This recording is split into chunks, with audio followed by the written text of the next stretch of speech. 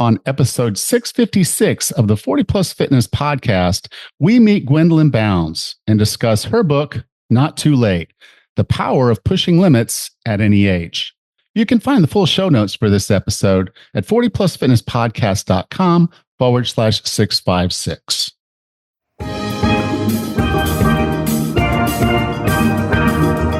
Have you decided you're ready to make a change? To reclaim your health and fitness? The 40 Plus Fitness podcast is here for you. Each week, we dive deep into health and fitness topics that affect those of us over 40. I'm Coach Allen. I'm an NASM certified personal trainer with specializations in corrective exercise, behavior change, performance enhancement, and fitness nutrition. A Precision Nutrition Level 1 coach, a FAI certified functional age-linked specialist, and an OTA Level 2 online trainer. Each week, I'm joined by our co-host, Coach Rachel. She is an NASM certified personal trainer and a RRCA Level 1 run coach. Let us be your coaches as you find your way on your health and fitness journey. All right, let's go.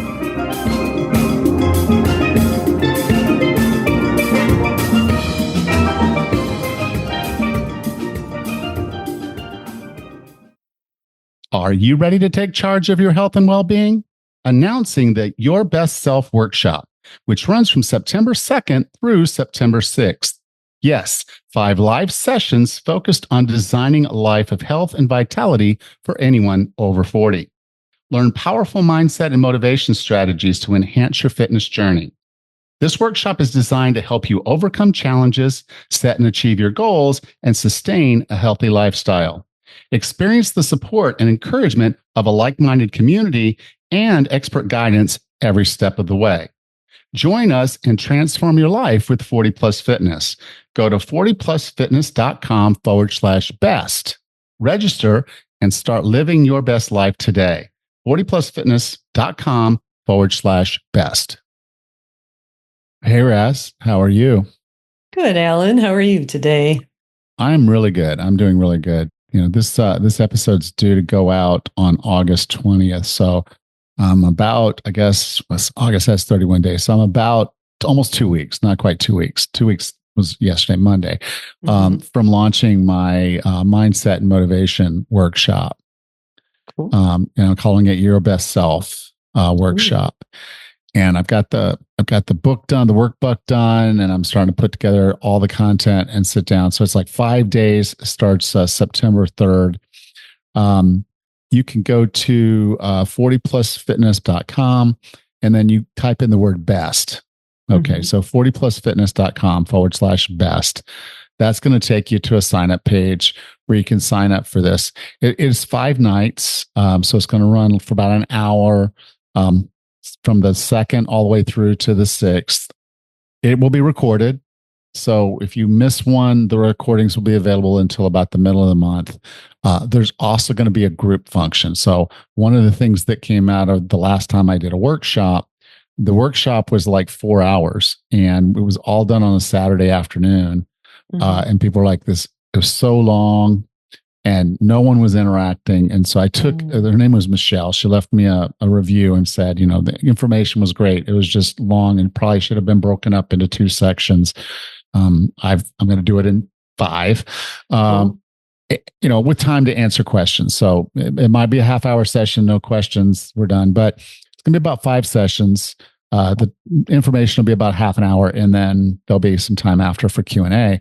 But there's a workbook that'll literally walk you step by step so that whatever your problems are with mindset, with motivation, with all of that, this will help you put all those pieces together to make sure you've basically made yourself bulletproof from a mindset and motivation perspective, so that whatever your health and fitness goals are going forward, you have all the tools you need to be successful.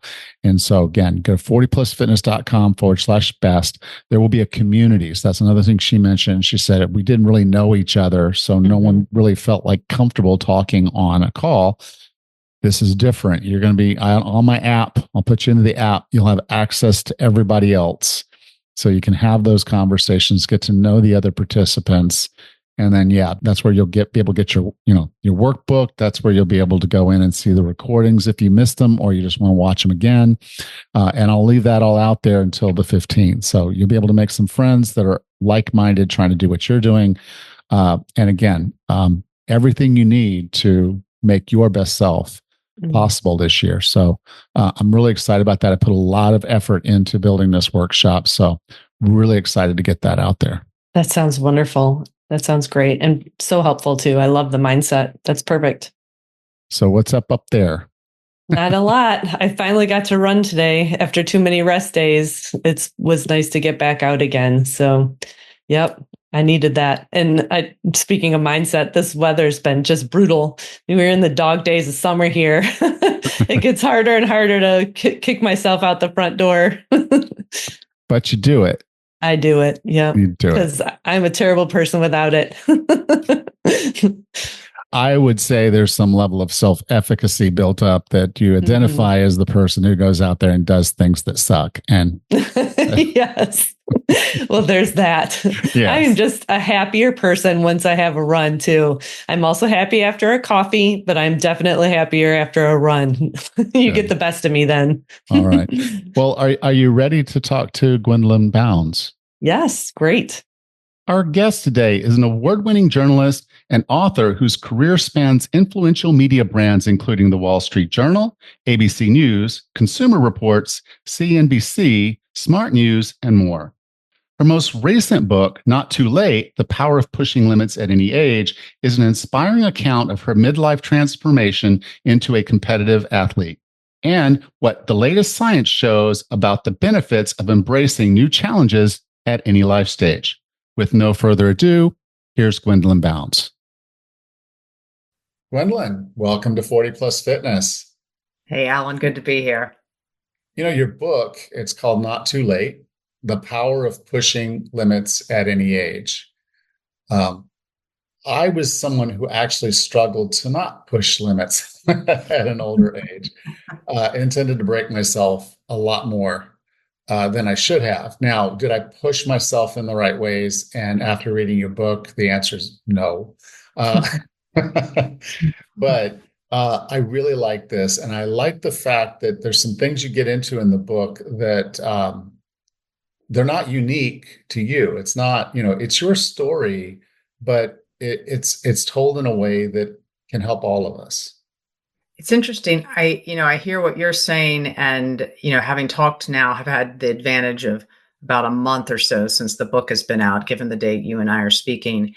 And what has really been universal, and I think this crosses across all ages, but it particularly begins to resonate in midlife, is that at some point we reach the conclusion that we've fallen into this cycle of sameness, right? The same work routines, the same friends, the same restaurants, the same conversations, the same house chores. And this is all a part of the carefully constructed infrastructure that we've built. We wanted these things, we love these things, but now the pathways for newness and the pathways for first times, they're not as evident to us. And I think my book is about recognizing that at any stage in life and finding a way to put firsts or to pursue something new at a time when you think, again, I may just be dialing it in, and sort of the powerful health and benefits it can bring, both from a physical standpoint as well as a mental standpoint, Alan. Yeah, and that's what I really liked about this, because I came across some of these same things, as I got into my, I guess you could call it middle age, but I'm not going to call it middle age because I'm going to live a lot longer than that. So it was maybe I'm going to say maybe it was 4/10 age. I like your optimism. I'm all for it. Okay, but you introduced a couple of things that as I was going through them, I'm like, this is exactly it. This is what we do. Okay, we do these things, and you see it over and over, and then you realize you're doing it yourself. But you talked about, like, in a song, I'm not that musically inclined and I don't know a ton about it, but the bridge where we're going from one chorus to another, and how when we get to this stage, it can be like that. But many of us, because we do have this fear of missing out, sometimes actually just completely change the song. Yeah. We Yeah. when we think of this as a bridge, we just think of this as a like a drawbridge, as gate, bam, and then we're going to go off in this pivot, maybe buying a Corvette, finding a younger girlfriend. I don't know, but Yep, it happens. It definitely happens. yes, I love, so I'm really happy you brought that up. Not everybody reads this closely. It's not a huge part of the book, but I think it's an important one. So I'm happy we're going to talk about it. And what I'm talking about with the bridge is that in songs, as you noted, you have your chorus and you have the standard verses, but at some point the song will change key. It'll move to a um, different tempo, right? There's something that's just a little different about it. It's still connected back to everything else, and it's connected to what will come after it, but it feels differently, and that's what they call the bridge in songwriting.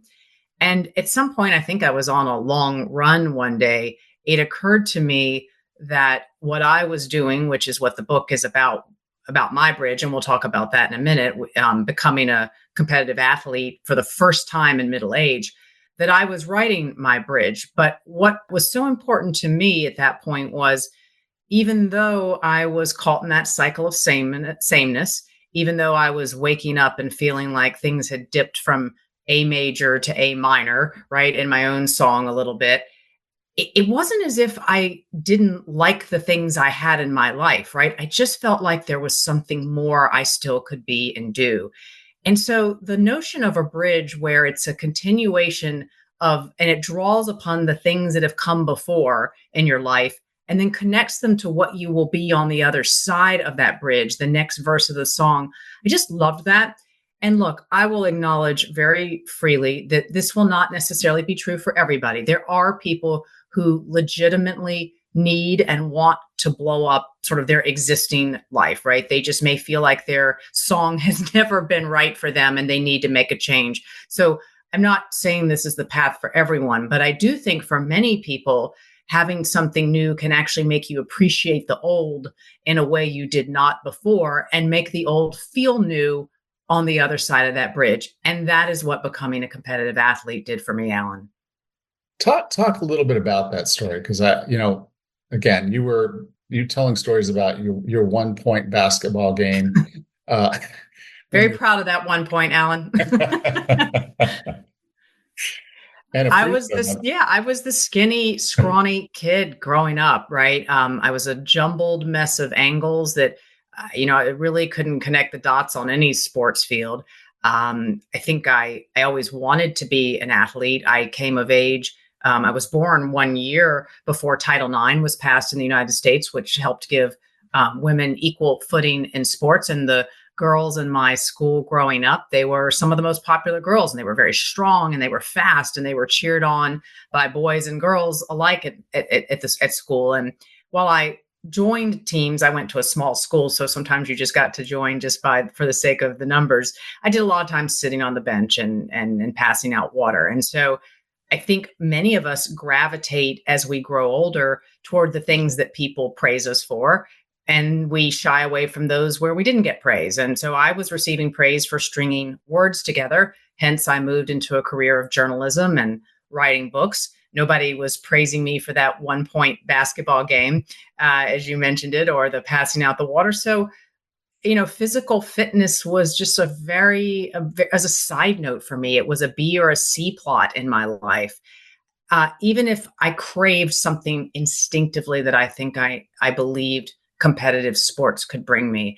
And it wasn't until age 45 that the events took place, and we can talk about them if you want to, but that really set me on the course to transform into a competitive obstacle course racer, which is a very challenging sport and combining endurance running, like cross country running, with scaling obstacles of different sorts, like 6, 8 foot walls, or carrying heavy sandbags up and down mountains, throwing a spear, crawling under barbed wire, things that I would never have imagined I can do.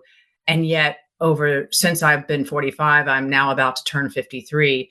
I've transformed myself and my existence in the fabric of my life by becoming a fairly successful racer in my age group. And Again, that was something that was never, I thought, in my storyline. Yeah. Now, sometimes we run into something, and for all intents and purposes, for most people, it would be a showstopper. And so you had a diagnosis of skin cancer. And one of the things I really appreciate in the book was because, it's okay. So we're going to cut a chunk out of your leg or your arm or your shoulder or top of your head, in my case, maybe. And then we're gonna move on, or we're gonna, hopefully move on. But you took some time to talk about the other side of this, the deeper side, the side that sticks with you probably a lot longer than even maybe the scar from the surgery. Could you talk a little bit about that? I can. So I was, diagnosed with melanoma, which is a particularly deadly and aggressive form of skin cancer, particularly if not caught early. I was incredibly fortunate that they did catch it early. And, it was never something that I really thought much about in terms like skin cancer. I'm fair skinned. I should have probably thought about it more. I did wear sunscreen, but, I had what looked to me just like a small freckle on my leg. And so when I got this diagnosis and they ended up, I had to go have surgery, and they took this 4-inch long chunk out of my leg, it not only did it drive home for me, okay, well, I need to be a lot more careful about sun, as everybody probably does. But it was also a wake up call, as I think any of these things will be, about my own mortality. Now, that is just universal. You get the call, you get the diagnosis. This is going to happen to many, many of us, or most of us out there. I think what really struck me was it was the first time I felt like I didn't have a choice, or things were kind of out of my control, because I'd always thought if you worked hard enough and you tried hard enough, you could make decisions that would help you, help things go in the right direction. And this felt like I was just waiting for the next shoe to drop. And if this is a moment that will come for all of us somehow, some way, whether with ourselves or watching somebody else struggle with a difficult health diagnosis. And again, I was very, very lucky, but I still was impacted, as you say, as long, if not longer than the scar, by the notion that at any moment, the carefully constructed fabric of our life can be ripped out from underneath us. And I know we intellectually know this, but once it actually comes into your own system, in your own brain, and you're having to process it, it feels very different. And I wanted to talk about that in the book, because I think talking about emotional health is as important as talking about our physical health. And I'm really gratified to see people of all ages doing that more. And I'm particularly gratified to see men doing it more. I think I'm stereotyping a little bit, but I think to some degree, men in our country have felt that they've had to not talk about their emotional health. And I love that that is happening. I love that you brought up this question. And we have to take it as seriously as we do our physical health, because quite frankly, they go hand in hand. And that's why I talked about my experience in the book and what it took for me to work through some of the anxiety and the fear I had around that. And, as you know, I connected it back to some of the fear I might face on an obstacle course, and what's on the other side of fear. And to get through fear, do you want what's on the other side as much as you fear, or more than you fear the fear itself? So that is, for anyone who's interested in that topic, there is some of that in the book. And, I appreciate your bringing it up and talking about it on your show. Yeah. Well, and the other side of that, we don't do obstacle course races indoors. So you have to go back to the outdoors in the sun, and then Abu Dhabi, where there's no shade. Yeah.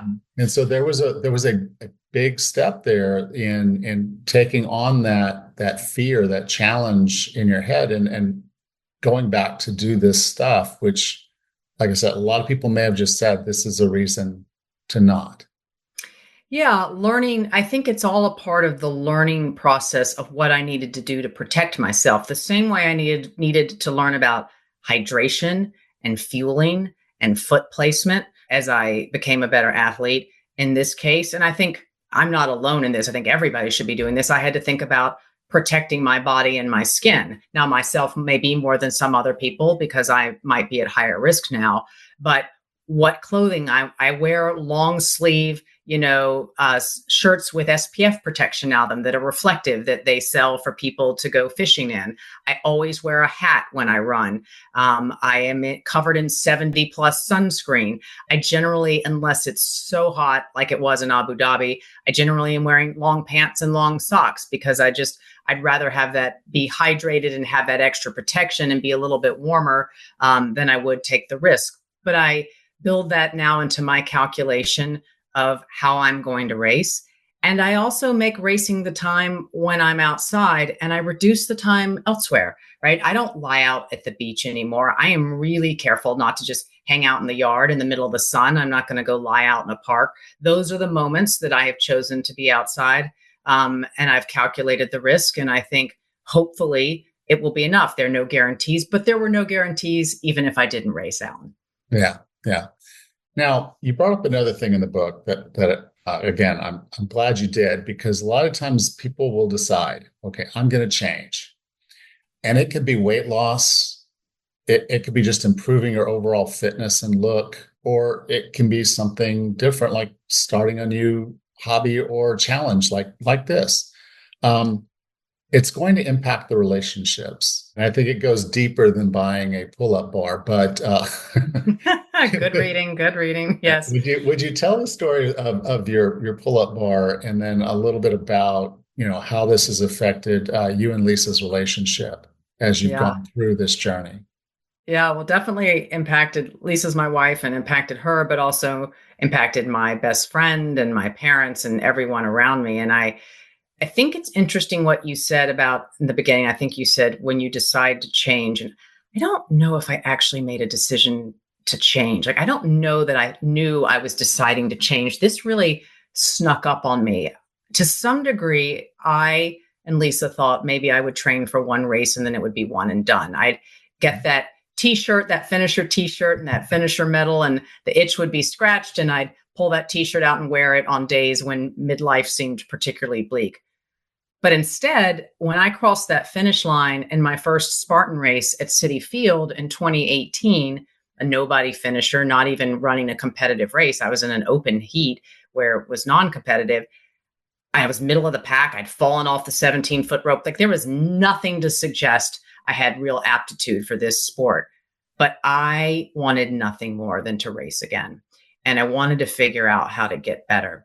And that snuck up on me. And because it snuck up on me, it snuck up on everybody else around me who loved me. And I don't think I did a particularly good job of explaining why I needed obstacle course racing so much, or why I wanted to delve so deeply into this pastime, because I don't know if I actually knew, Alan, until I really sat down to write the book and digested it and put all the pieces together. And I went headfirst into this rabbit hole. And as I got better and better, that included things which, as you alluded to, one day I just decided I needed to really, really ramp up my upper body strength. And I bought this massive metal pull-up bar, like one you would see in a gym, to put in our garage. I didn't think anything about it. I didn't tell Lisa, and then it just, the FedEx truck showed up one day with this thing and unloaded it as she was heading to work. And she's like, "What's this?" I was like, "Oh, didn't I tell you I got a pull-up bar?" And then she's just staring at me. I'm like, "I think hanging on it will be really good for your back," because she had some back pain. I was just reaching and grasping right then. And it was look, I'm really lucky I had somebody who kind of forgave my inability to communicate at that point in time, and who was understanding and not scared by my pushing into something new. Because not only my body was changing, right? I was becoming far more fit. I was meeting all these new people at races that could test any relationship. But fortunately, ours was secure enough that it could withstand that. And she was the type of person who was secure enough in our love for each other that she didn't mind. That said, that's not necessarily always true. And so in the book, I try to give people some guidance about how to communicate better when you're on a journey like that, how to take the person or the people in your life with you because you don't necessarily, as I said in the beginning, want to go through your bridge and end up on the other side of that bridge without any of those people that you loved, right? That might not make it worth it. And that was the truth in my case. So we've been on this journey together. And, from that one race at Citi Field that was kind of a debacle back in 2018, I just finished what I think was my 52nd race in Utah this past weekend. And I am now ranked, it's even hard for me to believe I can say this, I am now number one in my age group in the Spartan Racing National Series, in obstacle course racing for 2024, based on three key races. So that's quite a journey. And so I bring it up mostly, I am proud of it, so I'm bringing it up for that reason, but I'm also bringing it up because to get from point A to point B, Alan, as you have just wisely noted, has required really making sure I bring the people in my life on that journey too. And it has not been a short journey. Yeah. And then what I really liked about it is at the end, you kind of showed how communication between you and the people you love can work, and how you've grown, because you were going to Abu Dhabi, which is in the Middle East, and you were doing this sort of almost before COVID was really over, like we would think of it today. At the time, it was still a very real and very scary thing that was out there. We didn't know what we didn't know. Which here you are going to get on an airplane and fly thousands of miles away to do another one.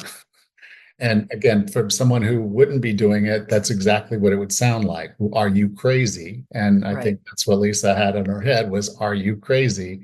And then there were other things going on in your lives, but you had improved your communication to a point where the two of you were able to talk this out and come to a conclusion. Yeah, it's a very good note. And I'm interested in the pieces that you're bringing up, because you're interested in different things than other people have been, which makes this conversation really fresh for me. For sure. We had this was a conversation we had to sit down. There was, we talked it through. There were some tears. There was confusion. Like, she was scared for me to go to the Middle East, without her. I was scared, but I was more scared not to go, because I thought this was kind of a one shot deal to go and race in this world championship in a place I had never been. And it felt just like something I would regret if I didn't do. And we finally came to a compromise that while she couldn't go because she was still dealing with some issues surrounding her with her parents, her father had a very big stroke. My best friend, who's a man, and he's in the book, named Earl, he went with me to Abu Dhabi. So that was kind of the compromise, right? As if he would go with me, she would feel better. But again, this is a conversation anyone would need to have with anybody who's important in their life.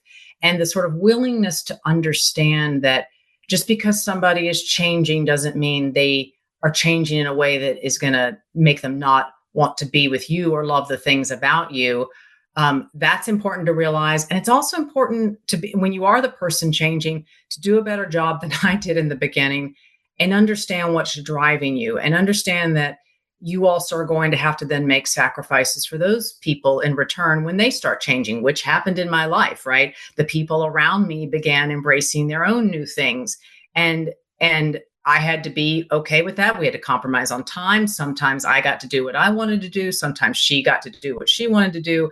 But then ultimately, we all sort of began feeding off one another. My best friend, he became a very serious volunteer firefighter, and he's moving up through the ranks. Lisa is pursuing voiceover and acting work. I am still doing Spartan racing, and we kind of all feel like we're not done yet. And that's a powerful feeling when you have a community around you and you're inspiring each other, Alan.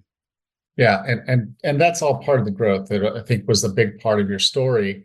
As you went through this, obviously, when we're kids, younger, we don't communicate well, and then we change because you get. I got married first. I was 21 years old. Yeah, quite obvious that I was going to change significantly, even over the next 5-6 years, which happened. And no, we weren't able to communicate well. I know we didn't have those tools, and so it ended to where it ended. It is what it is. I'm still happy I have a daughter from that. And she was part of me wanting to do something. So, she was fit. I wanted to be fit, and I wanted to be a participant in her life instead of a spectator. And so for us, it was a tough mutter. And I said, let's go do a Tough Mudder. I had no business signing up for a Tough Mudder, similar maybe to what you felt. But then I also had the drive of saying, I don't want her to have to wait on me.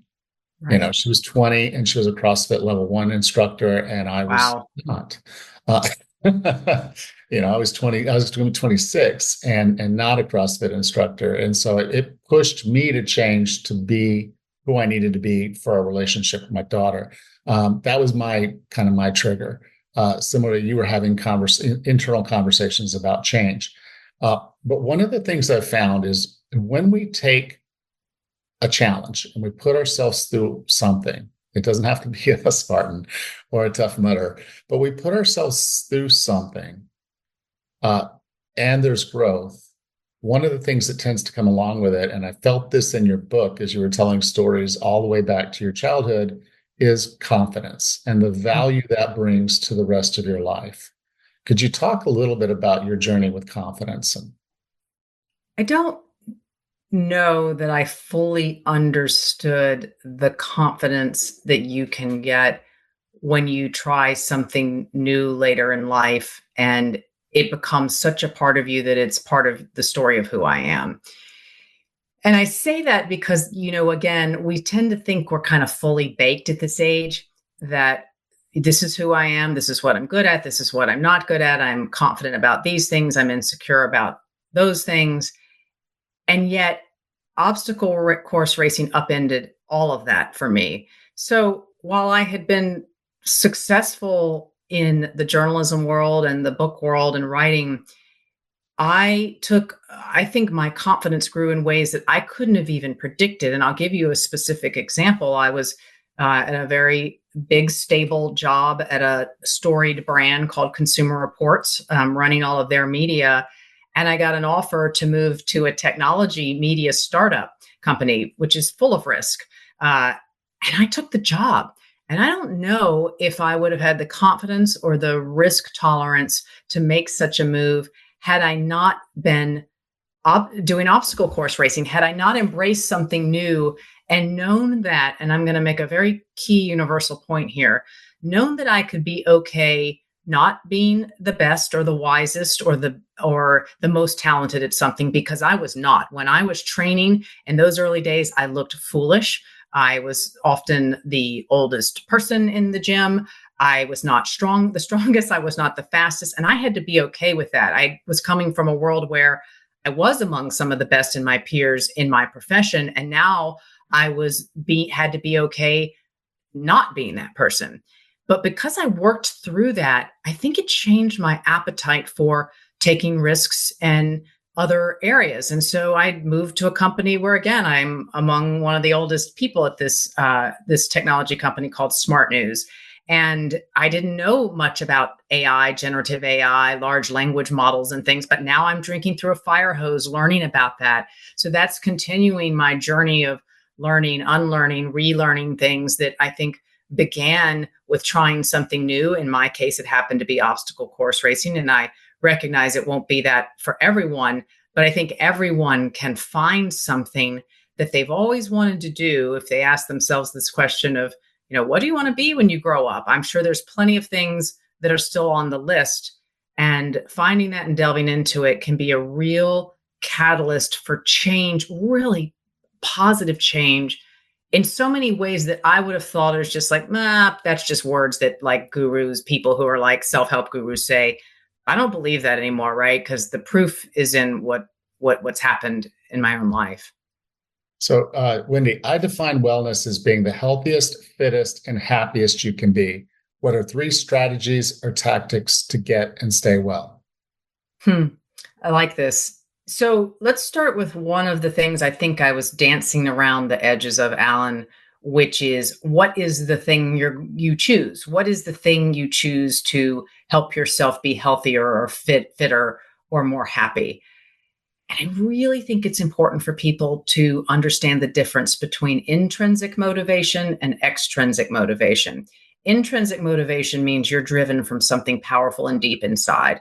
And in my case, it was rescuing that little girl version of me who was weak and sitting on the bench and passing out the water. I always believe I wanted to feel strong, and I never had felt strong. And so that in itself was driving me intrinsically, would get me up on a mountain in snow or out for a training run in the rain, or if I didn't feel good or feel like it, or I was tired from work, that was always there driving me versus extrinsic motivation, which is a medal or a raise or some monetary award that might be great in the moment, but it goes away. So the intrinsic will always drive you. The extrinsic will be transient. And so I call it the sleep test, Alan. Like when you're going to sleep, are you thinking about this thing? Does it make you excited to wake up and get up earlier and dive into it? Right. So that's the first thing to know if something is probably going to stick. I think second, I would say don't boil the ocean in the beginning or overreach with your goal. We make things so hard on ourselves and we think we have to know everything and have the best equipment and have watched every video about it.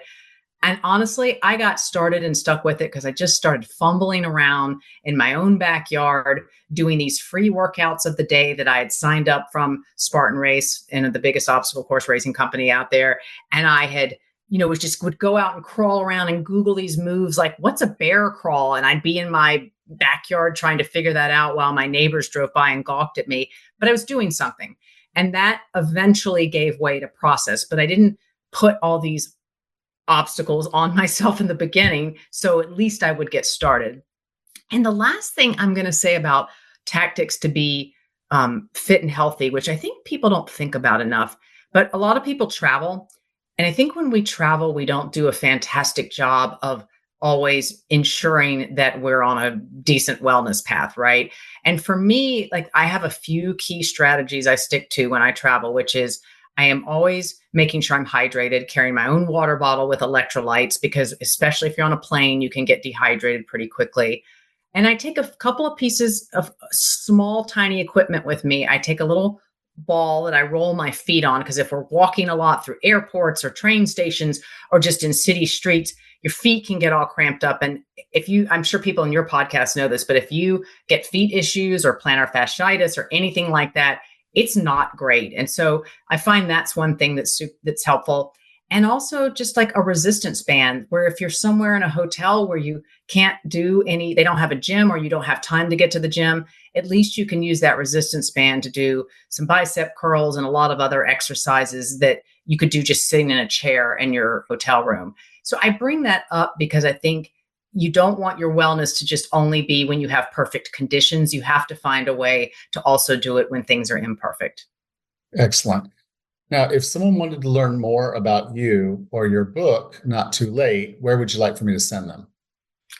Simplest place to go is my website, which is probably on your website, but gwendolynbounds.com, my name, .com, and you can find anything that you wanted to know about me, but also how to order the book. And right now, if anyone their interest is piqued by obstacle course racing, or even if you've already tried obstacle course racing and you want to try it again, Spartan is giving away a free race to anybody in the United States, a United States-based race, who buys the book. And all the details on how to claim your code for that are on my website. So that's an incentive just to think about a way to move. But even if that's not your jam, obstacle course racing, I think, as you and I discussed, hopefully you'll find a lot more in the book that will apply to something else that is, drives your passion. Absolutely. You can go to 40plusfitnesspodcast.com/656, and I will have the link there. So Gwendolyn, thank you so much for being a part of 40 Plus Fitness. Alan, thanks for being such a careful reader and a great interviewer. Thanks. Welcome back, Roz. Hey, Alan. Oh my gosh. I love stories like Gwendolyn. I'm glad she put her experiences into a book that we can read. I'm glad you took the time to interview with her and highlight some of the important parts of her book. And I'm just excited to hear stories like hers, where there's a person who makes a pivot. She calls it a bridge, but there's a time in her life when she wanted something different or better or bigger out of life, and she went for it whole hog. And it's just so impressive to me that in her mid-40s, I think, was when she started obstacle course racing, that now that she's a master athlete, a competitive athlete, and she's got to be in her 50s at this point. Yeah. I mean, come on. I mean, she's breaking all sorts of societal norms here. We're not over the hill at age 40 or 50, but I mean, we need more stories like Gwendolyn's just to reinforce that point. Yeah. I mean, when I was trying to fix myself, going through my 40s, I went out, I was looking for books. I was looking for podcasts. I was looking for anything. There were some books, stretching and chair yoga come to mind. But there was none that said, go out there and do crazy stuff that scares you. I just kind of lucked into that because that's what my daughter was into. And I was like, okay, well, the truth of what I want is I want that experience with my daughter. I want to do stuff like this with her. So that was part of the drive for me. For her, it was more of just feeling somewhat unfulfilled and knowing, okay, there's got to be more. And so she Google searched, what's the hardest thing? And Spartan race came up. So oh my gosh. She started looking into it. It planted that seed. And then she went out and did her first one.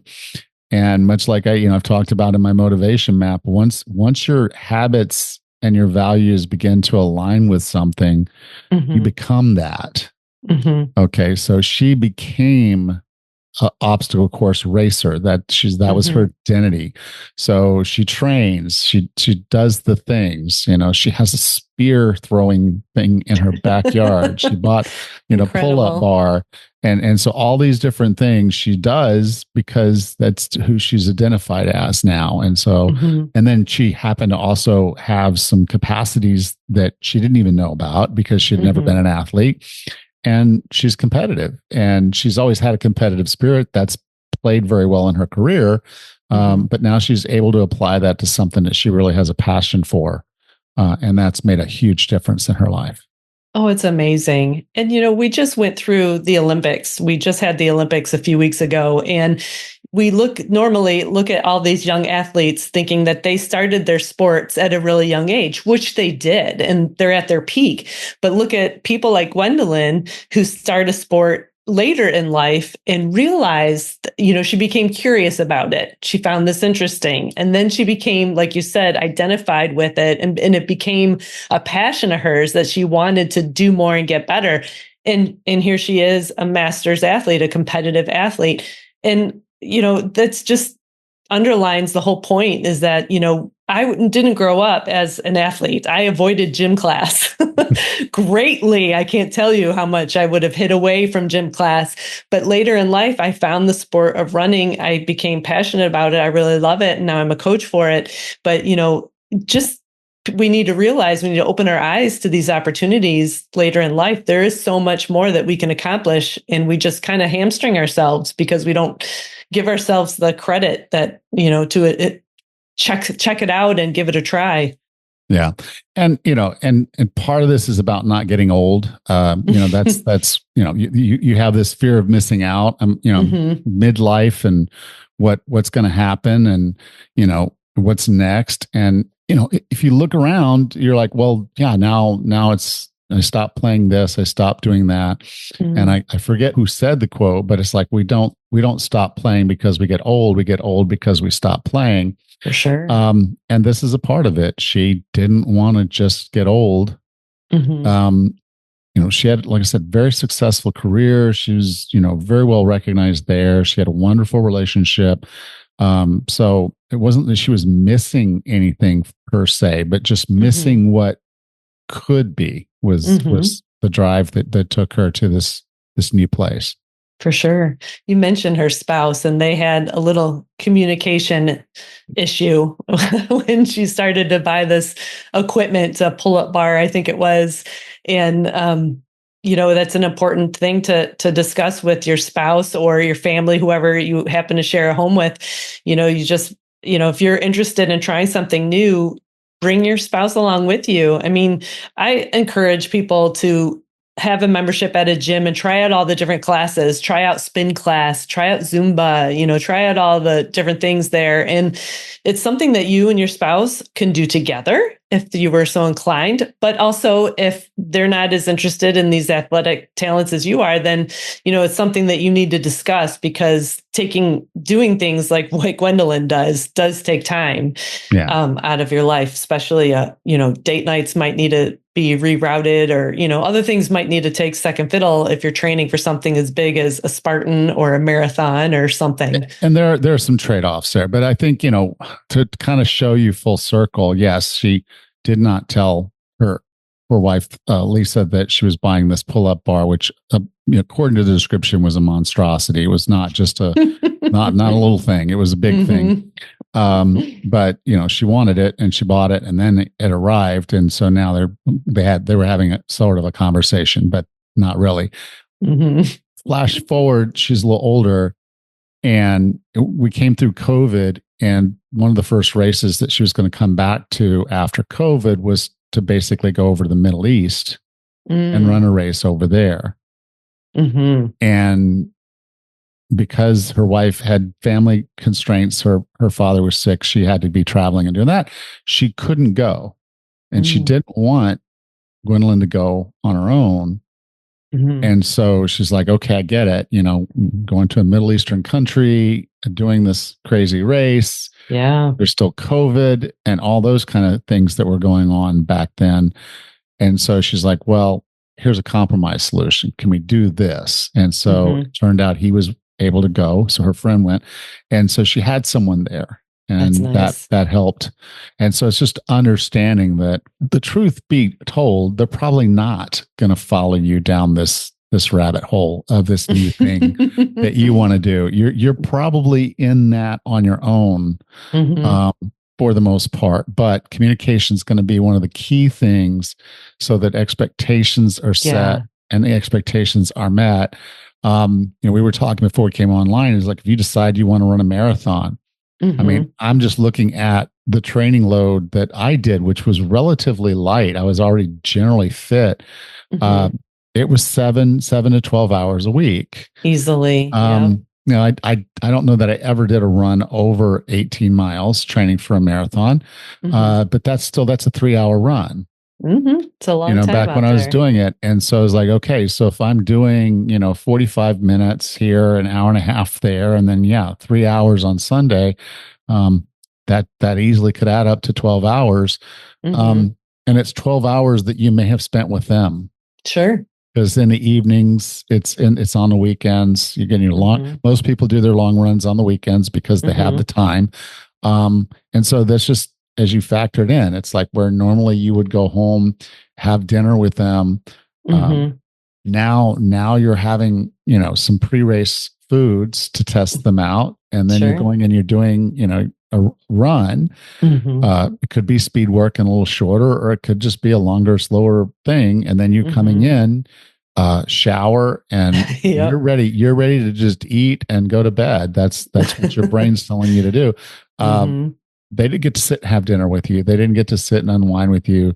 There was no Netflix involved in this event. They were by themselves, perhaps. So again, setting those expectations, getting their buy-in, and then realizing there's a price of admission. You've got to give back to that relationship. So recognizing that there are things they may want to do, and you need to support them as much as they're supporting you to make all of this work. So I did want to talk about the relationship stuff, and I did want to talk about some of the other emotional parts, because it would have been easy enough to just ask her training regimen and ask her, the volume of what she does and how she preps herself for a race. Some of that stuff's in there too. Awesome. So you'll understand. Yeah, she hired coaches and she did the other things that we talk about on here all the time. She's not in a vacuum. She's out there getting help, getting people to get her further along in this journey. But I didn't think that was what we needed to hear right now. We needed to understand what this meant to her and what it did for her, and some of the struggles emotionally that she had as she was working her way through this. Oh yeah, for sure. I mean, you don't get this far as an athlete or a competitive athlete without working through experts, and especially on the mental part of it, the emotional part of it. That's an important element, because that also reflects back with your spouse and your family as well. So yeah, that was awesome. All right. Well, I will talk to you next week. Great. Take care, Alan. You too, Rach. Thanks. Okay. Bye. Bye-bye. If you enjoyed today's show, take a moment to subscribe so you don't miss the next one.